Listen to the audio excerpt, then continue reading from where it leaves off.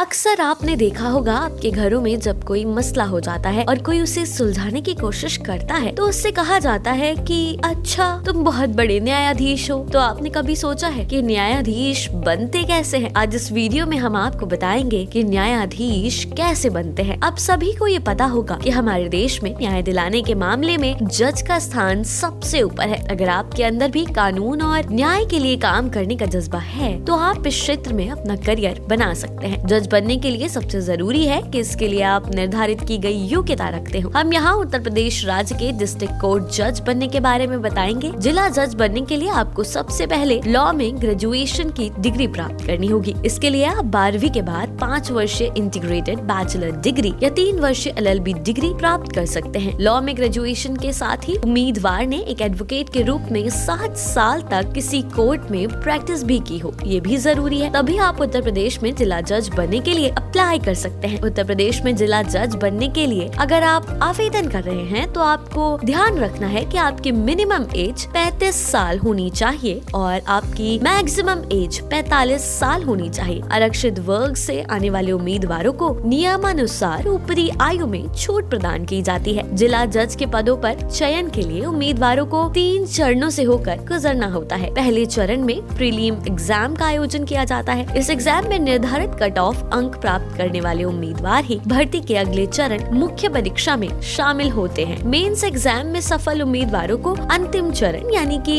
Interview के लिए बुलाया जाता है और अंत में उम्मीदवारों द्वारा किए गए प्रदर्शन के आधार पर मेरिट लिस्ट तैयार की जाती है। जिन उम्मीदवारों का नाम इसमें दर्ज होता है उनको जिला जज के पदों पर तैनात कर दिया जाता है। अगर आप इन सभी क्राइटेरिया को पूरा कर लेते हैं तो आप इस क्षेत्र में अपना करियर बना सकते हैं। एजुकेशन एक्स में आज के लिए बस इतना ही। ऐसी ही और जानकारियों को जानने के लिए देखते रहिए एजुकेशन एक्स।